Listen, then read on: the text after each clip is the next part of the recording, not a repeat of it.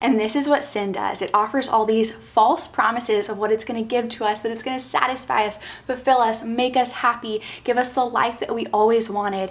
Yet, when we do something that we know God has commanded us not to do, the very thing that we think is going to give us life will end up taking it from us. Hello, and welcome back to my channel. Today's video is going to be a little encouragement to not compromise what God has called you to. I was inspired to make this video by something I read in my quiet time a while back that honestly just struck me and showed me how easy it would be for any of us to start off on a path that will ultimately lead us somewhere we never wanted to go. I feel like it's really easy to hear stories of people who have had these big moral failures and think, I would never do something like that. But the thing we have to remember is that it probably didn't start off with something big and glaring. More than likely, it was a series of small decisions that led them there. And this is something that we really need to be on guard against because God has such incredible purposes for each one of us. And the enemy would love to trip us up and keep us from being able to walk in those purposes. But we don't want to compromise what God has called us to. Before we get into it, if you haven't already, please be sure to subscribe to my channel.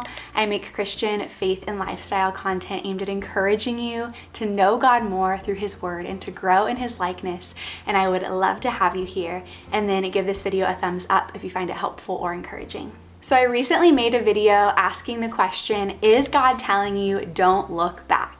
And this video is going into the destruction of Sodom and Gomorrah and how Lot's wife is turned into a pillar of salt because she looked back on Sodom and Gomorrah as they were being destroyed, even though God commanded her not to. I have a whole video about that if you want to check it out.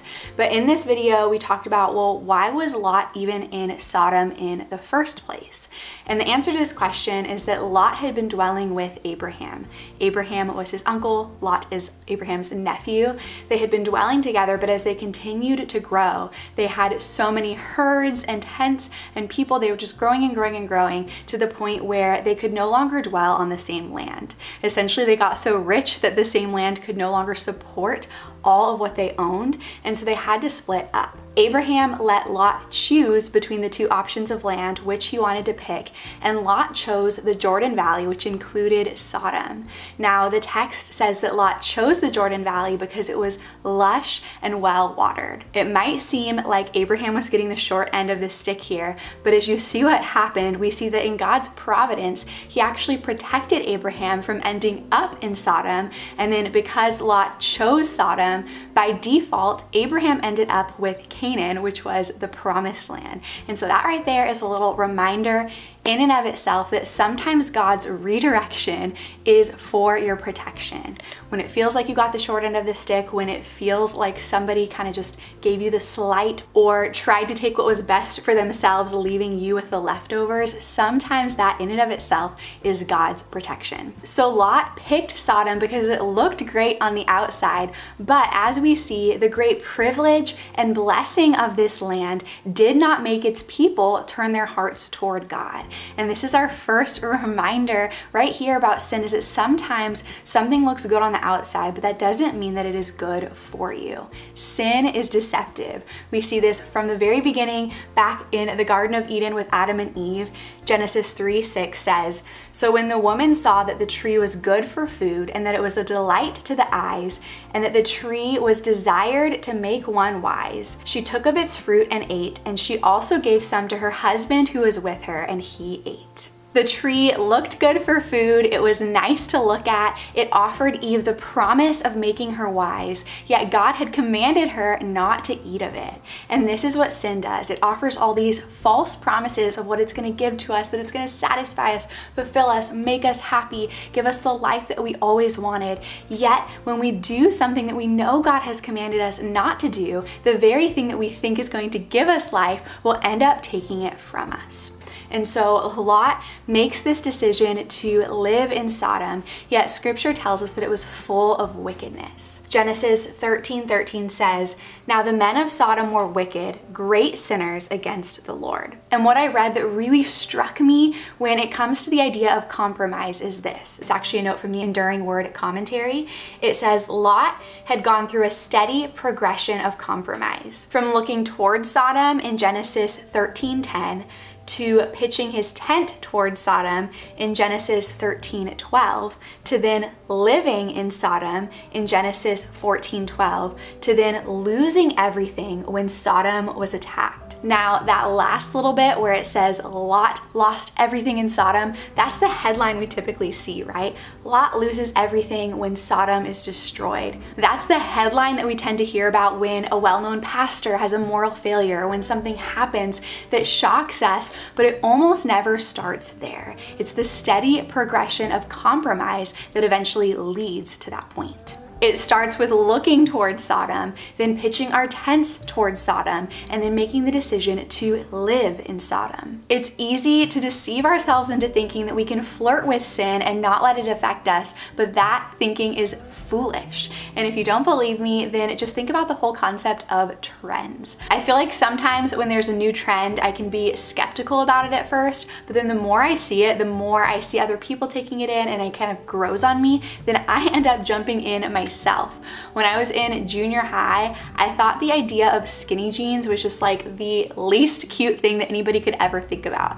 I grew up wearing bell bottoms, and to me, that's where it was at. So when this new trend of skinny jeans came on the scene, I was like, what is this? I would never wear those. But then I started to see them everywhere. I was surrounded by people at my school who were wearing them as well. And as I started to see them and notice them more and more, they started to grow on me. Until one day I bought my own pair, and then they're pretty much all I wore throughout all of high school. Now, obviously skinny jeans aren't sinful, but for things that are sinful, I think this just shows us how easily influenced we are and how slow the progression can happen, but how we need to be on guard. James 1:14-15 says, "But each person is tempted when he is lured and enticed by his own desire. Then desire, when it has conceived, gives birth to sin, and sin, when it is fully grown, brings forth death." When we're allowing sinful desires to dwell in our hearts and our minds, they're going to keep growing, and eventually we'll give birth to them, and sin, when it is fully grown, leads to death. I see this so clearly in my own life. When I give into gossip, it usually doesn't come out of nowhere. It usually starts with me first allowing myself to dwell on envy or comparison of another person. And then when an opportunity comes up to talk poorly about that person, I indulge to make myself feel better. Or maybe I was allowing myself to dwell in lies of insecurity. And so when that opportunity comes up to gossip, I partake in it, maybe not even because I have something against the person they're talking about, but because I want to feel connected to the person who wants to gossip with me. I want to feel important. I want to feel in. And so I indulge in that behavior. Sin starts in those desires and in our hearts and where we allow our minds to dwell. If I indulge in gluttonous behavior, it usually didn't start there. It started with allowing myself to dwell on those desires, to think about them, and then eventually those desires and those thoughts spill over into my behavior. If I give in to unwholesome talk, it usually didn't start there either. It started with allowing my mind to dwell on frustrations or irritations or anger that then spill over into my talk. Where we fix our minds, our feet will follow, and big failures usually start with small compromises. I know this is a simple concept and a simple video, but reading through this story was a reminder to me that I don't want in any way to host sin and allow it to grow within me and eventually be birthed. I don't want to allow any room for compromise in any area of my life. And this is only possible when I abide in Jesus and I continually allow His word to transform me and I walk in step with the Spirit. And so I want to encourage you with that as well, and also turn that to you as a question. Is there a sin that you have been flirting with that you know God is calling you to nip in the bud? Or have you told yourself that it's okay to compromise a little bit so long as you don't cross that quote unquote big line. God has a calling on your life that is far too valuable. And so I just want to encourage you, don't compromise what God has called you to. I would love to hear from you down in the comments. Can you think of another place in Scripture where a seemingly small compromise led to a big failure? I look forward to reading through those comments. I'm going to be sharing one in a pinned comment as well. Thank you so much for being here. I hope that you found this video helpful and encouraging, and I will see you in my next one. Bye.